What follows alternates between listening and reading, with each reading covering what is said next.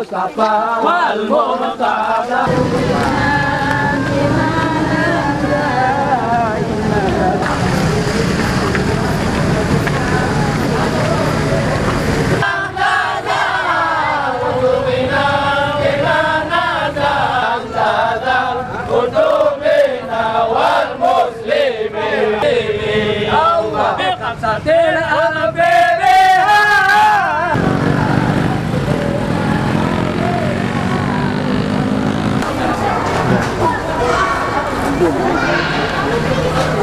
Jadi kegiatan kita malam ini adalah kegiatan secara agama di dalam yaitu satu kondisi dunia yang sedang terjadi ini, yaitu satu virus yang dinamakan virus corona.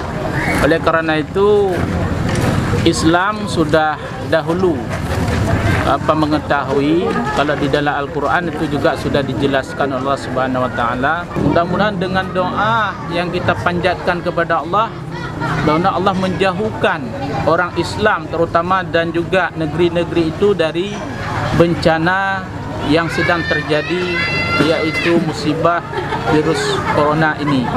Mudah-mudahan dengan kegiatan kami pada malam ini juga mengikuti jejak-jejak orang terdahulu, yaitu dengan beramai-ramai memanjatkan doa, puji-pujian kepada Allah dan juga kepada Rasulullah. Mudah-mudahan bencana ini bisa cepat berlalu.